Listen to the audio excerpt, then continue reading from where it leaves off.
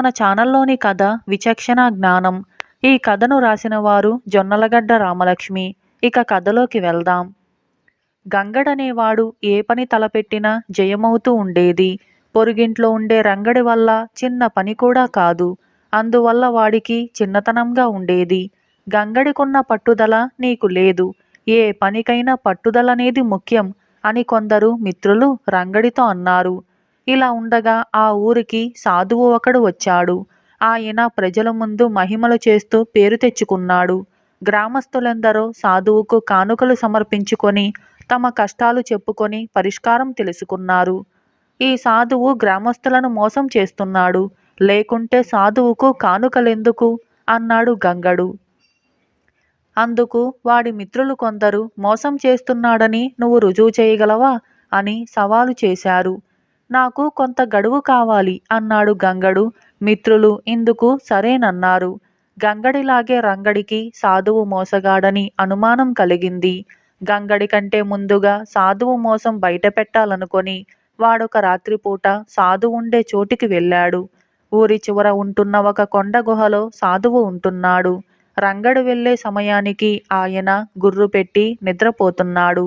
పరీక్షగా చూసిన రంగడికి సాధువుకున్నది పెట్టుడు గడ్డాలు, మీసాలు అని అనుమానం వచ్చింది. వాడు చేత్తో పట్టుకొని లాగితే సులభంగా ఊడి వచ్చాయి. సాధువుకు మెలకువ వచ్చేలోగా రంగడు అక్కడ్నుంచి పారిపోయాడు. మర్నాడు సాధువు గ్రామస్తులతో మాట్లాడుతూ ఉన్న సమయంలో రంగడు అక్కడికి వెళ్ళి సాధువుకేసి చూడనైనా చూడకుండా, ఈ సాధువును నమ్మకండి, ఆయనవి పెట్టుడు గడ్డాలు మీసాలును. నిన్న రాత్రి నేను వాటిని సంగ్రహించుకొని వచ్చాను అని అన్నాడు. నువ్వేమి సంగ్రహించావో ఆయన గడ్డము మీసాలు ఆయన ముఖానికే ఉన్నాయిగా అన్నారు గ్రామస్తులు. రంగడు ఆశ్చర్యపడి సాధువుకేసి చూస్తే ఆయన ఎప్పటిలాగే గడ్డము మీసాలతో ఉన్నాడు. అప్పుడు వాడు సాధువు ముందుకు వెళ్ళి, నీవి పెట్టుడు గడ్డం మీసాలని నిన్న రాత్రి నాకు తెలిసిపోయిందిలే. నువ్వు నిద్రపోతున్నప్పుడు లాగితే నా చేతిలోకి ఊడి వచ్చాయి. అవిప్పుడు నా భుజాన వేలాడుతున్నాయి, సంచిలో ఉన్నాయి. ఇప్పుడు నువ్వు మళ్ళీ పెట్టుడు గడ్డం మీసాలతో జనం ముందుకు వచ్చావు. వాటిని కూడా నేను లాగేస్తాను అంటూ చెయ్యి చాచాడు. సాధువు వాణ్ణి వెనక్కు తోసి, అజ్ఞానివి, నీ తప్పును నేను క్షమించినా దేవుడు క్షమించడు. అందుకే నువ్వు తప్పు చేయకుండా వెనక్కు తోశాను. ఎవరైనా దురుద్దేశంతో నా గడ్డాన్ని తాకితే దేవుడు వారిని సర్వనాశనం కమ్మని శపిస్తాడు. నావి పెట్టుడు గడ్డం మీసాలు కానే కావు. నువ్వు నిన్న రాత్రి సంగ్రహించానంటున్న వాటిని చూపించు, ఎలా ఉన్నాయో చూస్తాను అని అన్నాడు. రంగడు తన భుజాన వేలాడేసుకున్న సంచిలో చెయ్యి పెట్టి నివ్వెరపోయాడు. అంతవరకు సంచిలో ఉన్నవి మాయమయ్యాయి. మోసం! సాధువు ఇంద్రజాలంతో వాటిని మాయం చేశాడు అంటూ అరిచాడు రంగడు. వాడి మాటలు ఎవరూ నమ్మలేదు. గ్రామస్తులు సాధువుకి జరిగిన అపచారాన్ని మన్నించమని వేడుకొన్నారు. రంగడు తల వంచుకొని అక్కడి నుంచి వెళ్ళిపోయాడు. వాడు ఇల్లు చేరేలోగా గంగడు ఎదురై, అలా ఉన్నావేం అని అడిగాడు. రంగడు జరిగిందంతా చెప్పాడు. ఆ సాధువు మోసగాడు, అందులో సందేహం లేదు. అయితే వాడికి ఇంద్రజాలం తెలుసు. అందువల్లనే నీ నుంచి తప్పించుకున్నాడు. కానీ ఇప్పుడు నా నుంచి తప్పించుకోలేడు అన్నాడు గంగడు. అవునా, నువ్వేం చేయబోతున్నావు అని అడిగాడు రంగడు కుతూహలంగా. నేను సాధువు గురించి చాలా విషయాలు తెలుసుకున్నాను. వాడి అసలు పేరు రమణయ్య. ఊరు ఇంద్రపురం. ఒక్కొక్క ఊళ్ళో ఒక్కొక్క అవతారాన్నెత్తి ప్రజల్ని మోసగిస్తుంటాడు. ఇప్పుడు ఇంద్రపురం తీసుకొని వెళితే వాడి బండారం బయటపడుతుంది. అక్కడ వాడి భార్య, 3 పిల్లలు ఉన్నారు. వీడు మోసం చేసి సంపాదించి డబ్బు తెస్తుంటే వాళ్ళు సుఖంగా జీవిస్తున్నారు. కానీ వాడెలా డబ్బు సంపాదిస్తున్నది వాళ్లకు తెలియదు అని చెప్పాడు గంగడు. ఈ వివరాలన్నీ నీకెలా తెలిసాయి అన్నాడు రంగడు ఆశ్చర్యపోతూ. కంగారు పడకుండా నిదానం చూపిస్తే ఎంత క్లిష్టతర విషయమైనా సులభంగా బోధపడుతుంది అన్నాడు గంగడు. అవునా, అయితే పద, వెళ్ళి సాధువు బండారం బయట పెడదాం అన్నాడు రంగడు ఉత్సాహంగా. గంగడు అందుకు అభ్యంతరం చెబుతూ, రంగా, తొందరపడి అలా చేయటం వల్ల లాభమేముంటుంది? గ్రామస్తులు సాధువుకు బాగా దేహశుద్ధి చేస్తారు. వాడు మన మీద పగబడతాడు. ఇంకొక ఊరు చేరి అక్కడి వాళ్లను మోసగిస్తాడు. అటు గ్రామస్తులకు నష్టం లేకుండా ఇటు సాధువును మంచిగా మార్చగలిగితేనే మనం తెలుసుకున్న దానివల్ల ప్రయోజనం అని అన్నాడు. అనుకున్న ప్రకారం గంగడు మర్నాడు ఉదయం సాధువుని ఒంటరిగా ఉన్నప్పుడు కలుసుకొని తనకు తెలిసిన వివరాలన్నీ చెప్పేసరికి ఆయన కలవరపడ్డాడు. అప్పుడు గంగడు మంచిగా, నీకొచ్చిన భయం ఏమీ లేదు. నిన్ను గురించి ఎవరికీ చెప్పను. నువ్వు మా గ్రామస్తుల వద్ద తీసుకున్న కానుకలన్నీ ఎవరివి వాళ్లకు తిరిగిచ్చేయి. వాళ్లను పరీక్షించటానికే కానుకలడిగానని సాధువుకు కానుకలెందుకని తెలియజెప్పు. ఆ తరువాత ఇంద్రపురం వెళ్ళి ఉన్నదానితో న్యాయంగా జీవించు అని అన్నాడు. సాధువు అలాగే చేసి ఆ ఊరు విడిచిపెట్టాడు. గ్రామస్తులు రెట్టించిన గౌరవంతో ఆయనకు వీడ్కోలు పలికారు. రంగడికి మాత్రం ఇది చాలా బాధ కలిగించింది. నిజం చెప్పిన తనకంటే నిజం దాచిన రంగడి వల్లనే ఊరుకు మేలు జరిగింది. సాధువులో మంచి మార్పు వచ్చింది. అందుకు కారణమైన నిదానాన్ని తను అలవాటు చేసుకోవాలని అనుకున్నాడు. ఆ అవకాశం వాడికి త్వరలోనే వచ్చింది.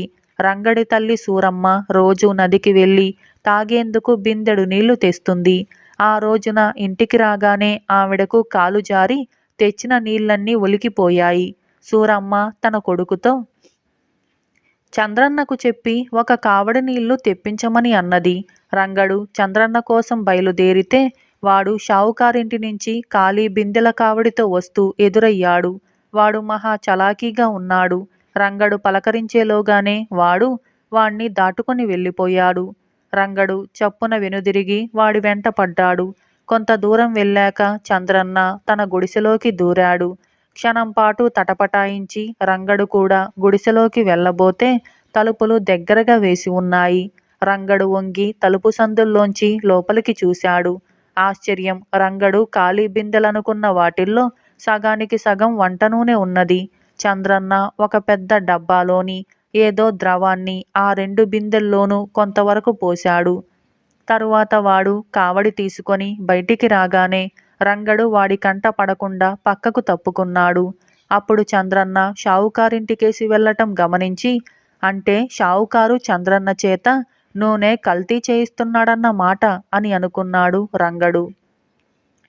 ఆ సమయంలో గంగడు వాడికి దూరంగా కనిపించాడు. వాడు గంగణ్ణి కలుసుకొని జరిగింది చెప్పి, ఈసారి తెలివి తక్కువగా ప్రవర్తించను. చంద్రన్న నూనెలో ఏం కలిపాడు, ఆ ద్రవం ఎక్కడి నుంచి కొంటున్నాడు వగైరా విషయాలన్నీ ఆరా తీసి షావుకారు మోసాన్ని బయట పెడతాను అని అన్నాడు. వాడి చెప్పడం పూర్తవగానే గంగడు అక్కడ్నుంచి పరిగెత్తాడు. క్షణాల మీద ఊళ్ళోని వాళ్ళందరినీ పోగు చేసి షావుకారుని అల్లరి పెట్టాడు. షావుకారు తనకు ఏమీ తెలియదని అన్నాడు. కాని చంద్రన్న గుడిసెలోని కల్తీ ద్రవం డబ్బా గంగడు బయటికి తేగానే విషయం అర్థం కాక షావుకారు చంద్రన్నను ఎందుకిలా చేశావు అని గదమాయించాడు. అప్పుడు అసలు విషయం బయటపడింది. షావుకారు భార్య పండుగకు ఖరీదైన చీర కొనుక్కుంటానని అన్నది. షావుకారు ఒప్పుకోలేదు. ఆమె చంద్రన్నకు డబ్బాశ చూపి నూనె డబ్బాలలో సగానికి సగం కల్తీ చేయించి ఆ విధంగా అదనంగా మిగిలే నూనెను వాడి చేత పొరుగుర్లలో అమ్మించాలని చూసింది. దురదృష్టం కొద్దీ ఇలా చేసిన మొదటి రోజే పట్టుబడ్డాడు చంద్రన్న.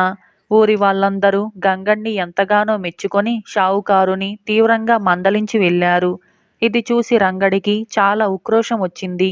వాడు గంగడిని ఇంటి దగ్గర కలుసుకొని, నన్ను నిదానంగా ఉండమన్నావు, నువ్వేమో నాకు తెలిసిన విశేషాలన్నీ నలుగురికి వెంటనే చెప్పి పేరు తెచ్చుకున్నావు. ఇది నీకు న్యాయంగా ఉందా అని అడిగాడు. ఇందులో పేరు ప్రసక్తి ఏముంది? చంద్రన్న రహస్యాన్ని నువ్వే తెలుసుకున్నట్టుగా అందరికీ చెప్పాను అని అన్నాడు. గ్రామస్తులందర్నీ నువ్వే హెచ్చరించావు. అందువల్లనే నీకు పేరొచ్చింది. నేను హెచ్చరించి ఉంటే నాకే పేరొచ్చుండేదిగా అన్నాడు రంగడు. అలాంటప్పుడు నువ్వే గ్రామస్తులను హెచ్చరించవలసింది అన్నాడు గంగడు తాపీగా. అదెలా కుదురుతుంది? నిదానంగా ఉండమని నువ్వేగా నాకు చెప్పావు అన్నాడు రంగడు. అందుకు గంగడు చిన్నగా నవ్వి, నిజమే, కాని ఇప్పుడు నిదానంగా ఉంటే ఎలా? ఊరి వాళ్ళు ఆ కల్తీ నూనెను కొని వంటకు వాడితే ఎలాంటి ప్రమాదం వస్తుందో తెలియదు. వెంటనే నివారించవలసిన ఆపద. నీ మాటలు వినటంతోనే నేను అందుకనే పరిగెత్తాను. ప్రమాదం ఎలానో తప్పింది అన్నాడు గంగడు. అయితే మరి సాధువు విషయంలో మాత్రం నిదానించాలని చెప్పావు అన్నాడు రంగడు. అవును, అప్పుడు నిదానం అవసరం. సాధువుని శిక్షించటం అనవసరం. ఇప్పుడు తొందర అవసరం, షావుకారుని బయట పెట్టడం అవసరం. అలా నాకు తోచింది అలా చేశాను అన్నాడు గంగడు నెమ్మదిగా. అయితే ఎప్పుడు నిదానం అవసరమో, ఎప్పుడు తొందర అవసరమో ఎలా తెలుస్తుంది అని అడిగాడు రంగడు ఎంతో దీనంగా. విచక్షణ గుర్తించే వాళ్ళకి ఇదంతా తెలుస్తుంది. విచక్షణ గురించే కదా నువ్వడిగేది? నువ్వు నీ గురించి ఆలోచించటం మాని ఇతరుల గురించి ఆలోచించు. నువ్వు చేస్తున్న పని వల్ల నీకేం జరుగుతుందని కాకుండా ఇతరులకేం మేలు జరుగుతుందని ఆలోచించాలి. త్రికరణ శుద్ధిగా ఇతరుల మేలు గురించి ఆలోచించేవాడికి విచక్షణ జ్ఞానం ఒకరు చెప్పకుండానే అలవడుతుంది అని అన్నాడు గంగడు. అప్పటికి రంగడికి తన లోపం అర్థమై సిగ్గుతో తలవంచుకున్నాడు. ఆ తరువాత నుంచి వాడు ఏ పని చెప్పినా గంగడి సలహాను దృష్టిలో ఉంచుకునేవాడు. క్రమంగా వాడు తలపెట్టిన ప్రతి కార్యంలోనూ విజయం సాధించసాగాడు. ఇలా విచక్షణ జ్ఞానం అనే ఈ కథ సమాప్తమైంది.